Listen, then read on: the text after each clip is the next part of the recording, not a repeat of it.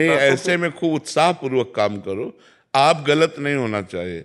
आपको जो पद मिला है और जहां तक आपका कार्य क्षेत्र है उसमें न त्रुटि होनी चाहिए, न कोई किसी भी तरह का प्रलोभन या भय के द्वारा हम कोई गलत कार्य ना करें। जो भी आपका डिपार्टमेंट हो, हम अपने कार्य क्षेत्र में पवित्र रहें। इसके बाद लोग गाली देते हैं या उपहास करते हैं या निंदा करते हैं, हमें बिल्कुल परवाह नहीं होनी चाहिए। हमें मस्त रहना चाहिए, क्योंकि हम गलत नहीं हैं। यदि हम गलत हैं तो सुधार कर लेना चाहिए, और यदि गलत नहीं है तो हमें बेपरवाह हो जाना चाहिए, हमें मस्त रहना चाहिए, हमें किसी की बातों में नहीं आना चाहिए।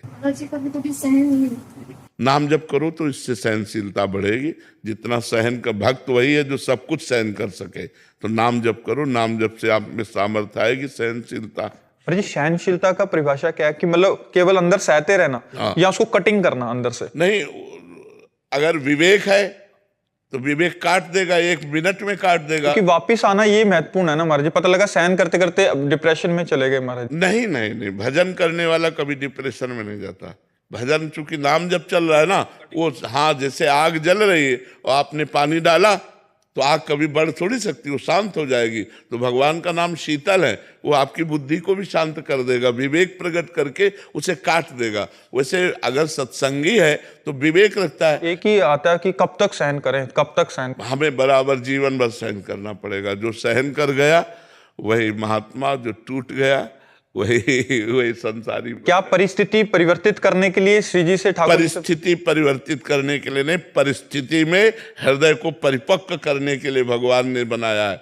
परिस्थिति भगवान ने दिया है हमारे हृदय को परिपक्व करने के लिए। हम परिस्थिति परिवर्तन की मांग ना करें, हम उस परिस्थिति में डटकर लड़ने की क्षमता प्राप्त करें।